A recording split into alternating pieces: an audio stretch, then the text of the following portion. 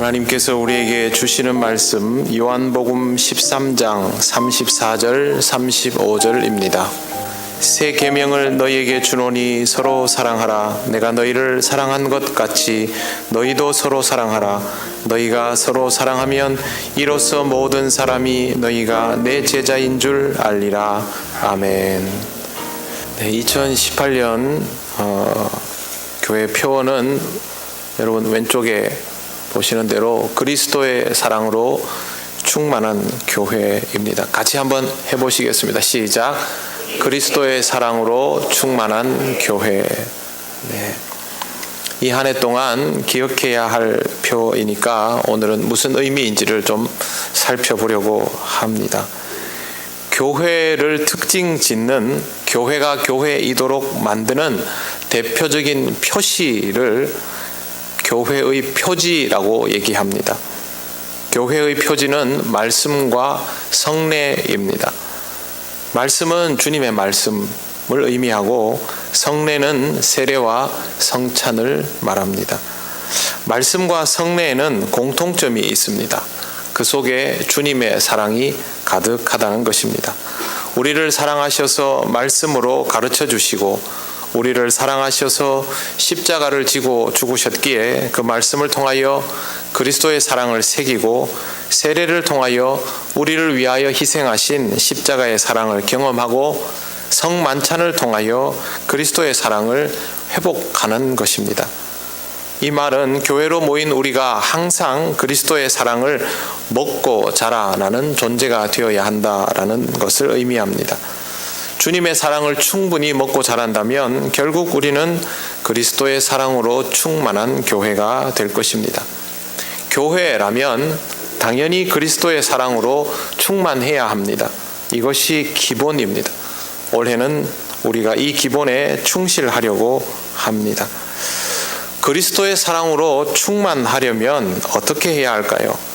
먼저 우리는 그리스도의 사랑이 무엇인지 알아야 합니다. 근데 성경을 읽어보면 주님이 우리를 향해서 사랑한다라는 말씀을 거의 하시지를 않습니다. 오히려 주님의 말씀은 대부분 질책과 훈계입니다. 그렇기 때문에 듣기 불편해하는 사람도 참 많았습니다. 예수님께서 오셔서 달콤한 사랑 이야기만 하셨다면 사람들이 그렇게 반응하지는 않았을 것입니다. 사랑의 언어는 하나도 없지만 그 말씀들이 사랑이라는 것을 아는 것이 필요합니다. 칭찬을 하시던 꾸중을 하시던 세상에서 보면 어리석은 방법을 선택하시든지 세상이 보기에는 감탄할 만한 방법을 선택하시든지 상관없이 주님의 말씀은 모두 사랑입니다. 이유는 간단합니다. 주님 그 자체가 사랑이시기 때문입니다. 모두 주님이 우리를 사랑하셔서 하시는 말씀입니다. 감탄고토라는 말을 아실 겁니다. 달면 삼키고 쓰면 뱉는다는 말입니다. 사리의 옳고 그름은 생각하지 않고 그냥 나한테 맞겠다 싶으면 받아들이고 불편하면 그냥 거절해 버리는 방식입니다. 주님으로부터 달콤한 사랑의 말을 듣고 싶어 한다면, 그런 말만 기다리고 있다면, 훈계와 질책은 사랑이라고 깨닫지 못한다면 주님의 말씀을 통하여 사랑을 느끼기는 어렵습니다. 바리새인과 제사장들은 예수님의 가르침을 아주 불편해했습니다. 사랑으로 주시는 말씀이라고 받아들이지를 못했습니다. 만약 우리가 감탄고토의 태도를 가지고 있다면 주의 말씀은 우리에게도 그렇게 느껴질 가능성이 아주 높습니다. 말은 그렇게 하지 않지만 마음이 그렇게 반응을 이미 해버리는 것입니다. 예수님의 가르침 중에 가장 부담스러운 것이 무엇일까요? 바로 사랑에 관한 것입니다. 예수님이 말씀하신 사랑은 사람들이 일반적으로 생각하는 그런 상식적인 수준의 것이 아니었습니다. 형제를 사랑하는 것에 대하여 예수님은 무시하는 말도 함부로 하지 못하게 하셨습니다. 우리는 살다 보면 그런 말 한두 번쯤 내뱉을 수도 있다라고 생각을 합니다. 저도 어릴 때 동생한테 그렇게 말한 적이 아주 많습니다. 하지만 예수님은 그것 때문에 우리가 천국에 들어가지 못하게 된다고 엄히 경고하셨습니다. 이웃은 내 몸같이 사랑하라고 하셨습니다. 내 몸같이 사랑하라는 말은 나를 사랑하는 것처럼 이웃을 사랑하라는 뜻입니다. 이웃에게는 예의만 바르면 그것만으로도 매우 훌륭하다고 생각하는 것이 일반적입니다만 예수님은 그렇게 해서는 안 된다고 하셨습니다. 정말 아끼고 사랑하라는 것입니다. 이웃이 다 친구일 리가 없는데 어떻게 이걸 해결할 수 있을까? 말도 안 되는 소리다라고 생각하는 경우가 많을 겁니다. 어려운 일인 것은 분명히 맞습니다. 그뿐만이 아닙니다. 예수님은 원수도 사랑하라고 하셨습니다. 이는 있을 수 없는 일입니다. 원수에게는 복수를 하여서 수치를 씻어야 한다라고 생각이 저절로 드는데 사랑을 하라니 이 말씀은 받아들일 수 없다고 생각합니다. 여러분들이 머리로 이해하고 받아들여야지라고 하는 것과 마음이 가슴이 벌써 반응해버리는 것은 일치하지 않을 수 있습니다. 그런데 예수님은 다른 사람은 이렇게 사랑하라고 하시면서도 정작 자기 자신은 부인하라고 하셨습니다. 자신을 사랑해야 하는데 부인하라고 하니까 어쩌면 이 말씀이 가장 받아들이기 어려운 것입니다.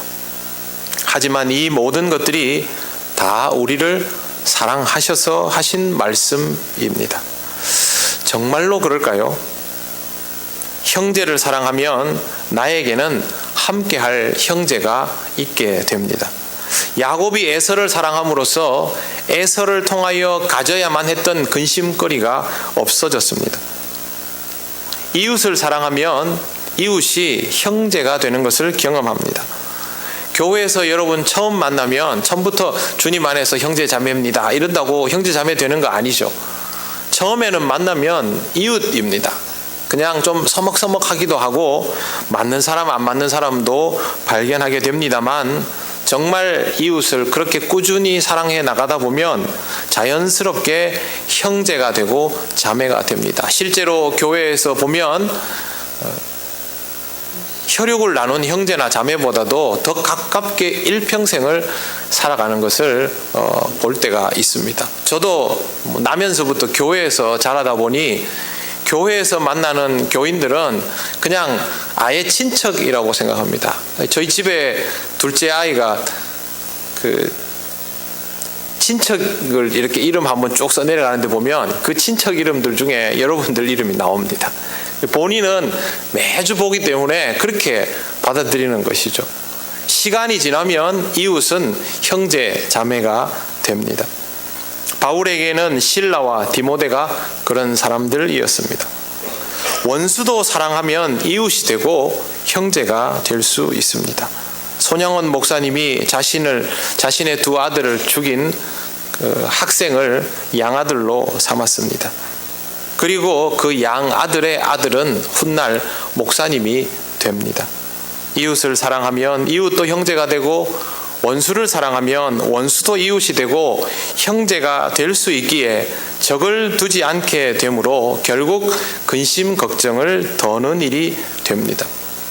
불편한 사람, 적대적인 사람이 내 인생에서 줄어들면 줄어들수록 사람 마음이 편안해지는 것은 당연한 이치가 아니겠습니까?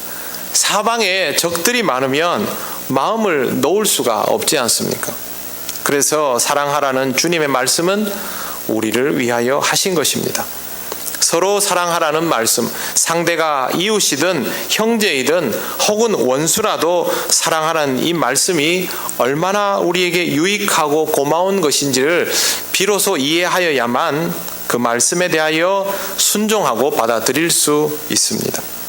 그리고 이 상태를 잘 유지하면 주님이 가르쳐 주신 사랑에 익숙해지면 그리스도의 사랑이 충만해져 가기 시작하는 것입니다. 우리는 이 단계를 꼭 거쳐야 합니다. 이런 과정을 경험하게 되면 제일 먼저 믿음이 놀랄 만큼 자라나게 됩니다. 하나님을 믿는 믿음과 사람을 믿는 믿음이 여러분의 삶 속에서 비례합니까? 그러기 참 어렵지 않습니까? 그러나 이 믿음이 자라면 하나님을 믿는 믿음과 사람을 믿는 믿음이 비례하는 것을 느낍니다. 같이 성장하는 것을 경험하게 되는 것입니다. 믿음의 영역이 더 확대가 되죠. 물론 쉬운 일은 아닙니다. 하지만 하나님께서 원하시는 일이기 때문에 우리가 마음을 다하여 연단하고 노력하고 또 시도한다면 하나님은 우리로 하여금 이런 경험들을 하게 해 주실 것이라고 저는 믿습니다. 그러면 그리스도의 사랑이 충만한 교회는 어떤 모습이 될까요? 35절 말씀에 이렇게 되어 있습니다. 너희가 서로 사랑하면 이로써 모든 사람이 너희가 내 제자인 줄 알리라. 여기에서 모든 사람과 너희는 반대되는 개념입니다. 예수님 입장에서 너희라는 말은 제자들 입장에서는 우리죠. 우리 같은 사람들을 말합니다. 우리를 제외한 다른 사람들이 우리를 통하여 알게 되는 것이 있다라는 뜻입니다. 남들이 우리가 어떤 모습인지를 알 정도면 우리 자신은 우리를 알고도 남습니다. 다른 사람들이 보이기에 행복해 보이는 부부라면 그들이 위선자가 아닌 이상 그 부부는 이미 행복한 상태일 것입니다. 교회 안에서 혈육이 아님에도 불구하고 형제처럼 자매처럼 지내는 분들은 이미 그들 스스로 서로를 통하여 행복을 느끼고 있는 상태일 것입니다. 교회 밖의 사람들은 교회 안의 사정을 잘 모릅니다. 그냥 건물에 사람들이 모여 있다라는 정도로 생각을 합니다. 이건 예나 지금이나 바뀌지 않습니다. 하지만 그 교회의 사람들이 서로 사랑하는 마음이 정말로 크다면, 그것이 그리스도의 사랑으로 인하여 생긴 일이라면 교회는 모일 때마다 행복과 기쁨이 충만한 공동체가 됩니다. 그러면 사람들은 생각합니다. 저 사람들은 뭐가 저렇게 좋은 건가? 교회 안에서 자기 시간 투자하고 물질 투자하고 힘쓰고 또 불편하기 쉬운 관계성을 맺어 나가고 그러면 어렵지 않은가? 그런데 저 사람들은 뭘 그렇게 좋아하는가? 굉장히 궁금해하죠. 여러분 교회 안 다니는 친구들이 여러분들에게 가끔 그런 질문 하지 않습니까? 교회 나가면 재밌나? 교회 가면 좋나? 그렇게 묻습니다. 이해할 수가 없는 것이죠. 하지만 이것이 출발입니다. 여러분에게 정말 좋은 것들이 있어 보인다면 다른 사람들은 관심을 가지고 시간이 지나면 서서히 알게 됩니다. 초대교회에 실제로 이런 일이 있었습니다. 사도행전 2장에 여러분 잘 아는 내용이 있습니다. 44절부터 47절 말씀을 제가 천천히 한번 읽어볼 테니까 들어보시기 바랍니다. 믿는 사람이 다 함께 있어 모든 물건을 서로 통용하고 또 재산과 소유를 팔아 각 사람의 필요를 따라 나눠주며 날마다 마음을 같이하여 성전에 모이기를 힘쓰고 집에서 떡을 떼며 기쁨과 순전한 마음으로 음식을 먹고, 그리고 47절에 하나님을 찬미하며 이렇게 되어 있습니다. 초대교회 사람들이 제약 없이 삶 자체를 서로 나누며 기뻐하고 즐거워했다라는 내용입니다. 이런 일들이 사랑하는 마음 없이 가능할까요? 불편해서 못합니다.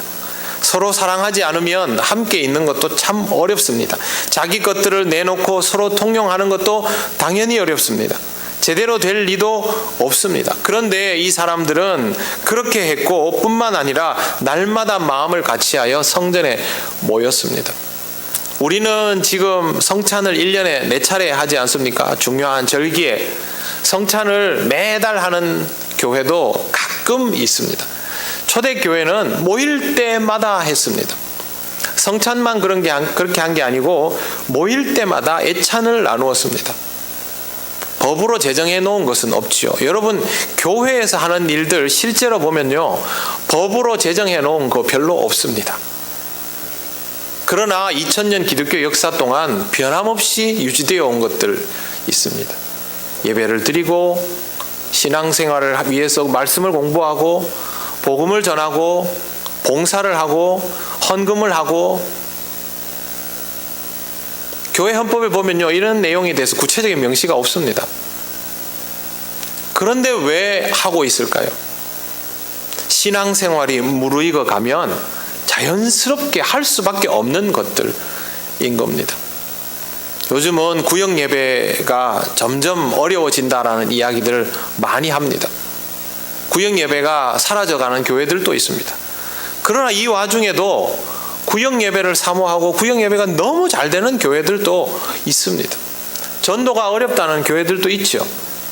거의 대부분이 그렇게 말하죠. 그런데 이 와중에도 열심히 복음을 전해나가는 교회들 있습니다. 차이가 무엇일까요? 하나님을 사랑하는 마음, 서로를 사랑하는 마음, 그게 얼마나 큰가 아닌가의 차이입니다. 교회의 사랑이 넘치면 이런 일이 일어나게 됩니다. 청년부 사역을 해보면 청년들이 괜히 교회에 기웃기웃거리는 모습을 볼 때가 많습니다. 물론 자기가 좋아하는 자매가 혹은 형제가 교회에 열심히 다니면 자기도 모르게 열심을 내는 경우들도 있지만, 그런 것 상관없이 청년들은 거의 예외 없이 교회에 아지트를 만들어 놓고 수시로 모입니다. 교회에서 별도로 청년부실을 제공해 주지 않아도 상관이 없습니다. 어떻게든 찾아내 가지고 교인들이 사용하지 않는 공간, 그런 곳을 자기들이 다 꾸며 가지고 자기들 공간으로 만듭니다. 제가 예전에 있던 교회에 강대상 이 뒤죠. 네, 이 뒤에 방이 하나 있었습니다. 근데 이 방은 쓸 일이 없었죠. 규모는 크지만. 그래서 오랫동안 방치되어 있었는데 청년들이 자꾸 모이다 보니까 본인들끼리 모여있을 공간이 필요했던 겁니다. 그래서 이 공간을 다 해가지고 막 단장을 해놓고 나니까 나중에 어른들이 보니까 방이 좋거든요. 그래서 우리도 같이 쓰자 그랬던 기억이 있습니다. 좋으면 그렇게 모입니다. 그리고 집에서 뭐 먹을 거라도 하나 있으면 들고 오고, 길 가다가 호떡이라도 보이면 자기 혼자 먹을 양을 사지 않죠. 왜? 교회 가면 누가 있어도 있을 거니까 조금 더 사가지고 오면 많지도 않은 양을 나눠 먹고 그럽니다.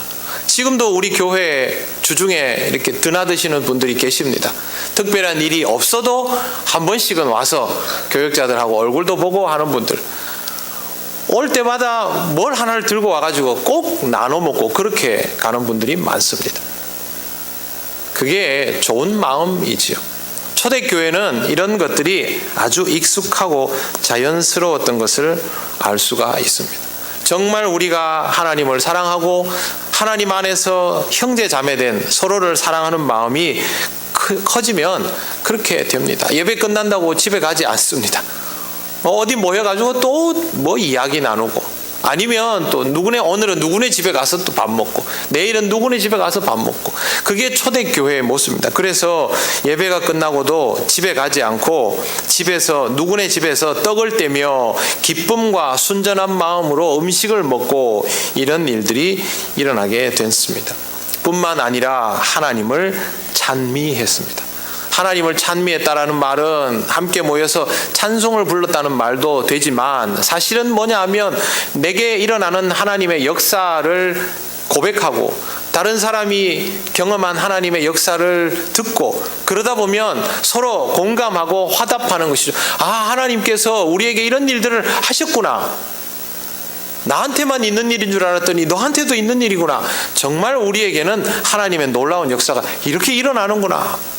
하나님의 은혜는 참 놀랍다. 이렇게 느껴가는 것이 바로 하나님을 찬미하는 일입니다. 이렇게 믿음이 좋고 사랑이 넘치는 교회가 되면 뭘 할까요? 당연히 주님의 지상 명령을 잘 수행하는 공동체가 될 수밖에 없습니다. 신앙이 좋고 사랑이 넘치는 교회가 할 수밖에 없는 일은 복음을 전하고 세상의 하나님 나라의 지경을 넓혀가는 일입니다. 이건 여건으로 하는 것이 아니라 신앙의 차이, 사랑의 차이입니다. 만약에 이런 일들이 여건에 따라서 결정되는 일이었다면 초대교회 시절에는 복음 전하는 일이 절대 불가능했을 것입니다. 그러나 그때만큼 복음이 확산된 적이 없지 않습니까? 그 말은 복음 증거의 조건은 외부적인 환경에 있는 것이 아니라 신앙 공동체의 믿음과 사랑이 얼마만큼 충실한가에 달려있다라는 뜻입니다. 이렇게 하면 당연히 신앙 공동체는 주변에 선한 영향을 미치게 됩니다. 사도행전 2장 47절에 이렇게 되어 있습니다. 또 온 백성에게 칭송을 받으니 주께서 구원받는 사람을 날마다 더하게 하시리라. 오늘 우리가 읽은 본문 말씀과 정확히 일치하는 대목입니다. 이로써 모든 사람이 너희가 내 제자인 줄 알리라. 교회가 교회다워지면 모든 사람들이 우리가 주님의 제자인 것을 알게 됩니다. 뿐만 아니라 교회는 또 그리스도인들은 다시 세상 사람들에게 존경과 신뢰를 회복하게 될 것입니다. 지금은요, 우리가 하는 말들 중에 옳은 말들도 이해가 되지 않고 설득이 되지 않고 있습니다. 그만큼 우리의 정체성이 의심받고 있다라는 뜻이죠. 우리가 그들에게 비위를 맞추고 서비스를 해서가 아니라 우리가 비로소 우리다워질 때 이런 일이 일어나게 된다는 것을 꼭 기억하시기를 바랍니다. 바로 이 모습이 우리가 꿈꾸는 교회, 하나님이 기뻐하시는 교회, 2018년 우리가 가야 할 통영교회의 모습입니다. 사랑하는 성도 여러분, 그리스도의 사랑으로 충만하여져서 서로를 향한 사랑이 넘치는 교회, 이 세상을 향하여도 사랑이 부족하지 않은 그런 교회가 되어서 하나님께 영광을 돌리는 이 한 해가 되시기를 바랍니다. 하나님께서 우리를 기뻐하실 뿐만 아니라 우리에게 기쁨이 더 충만하게 하셔서 정말 이 일이 우리의 삶 속에 꿈이 아니라 현실이 되도록 역사하여 주실 것입니다. 이 은혜를 꼭 누리시기를 바랍니다.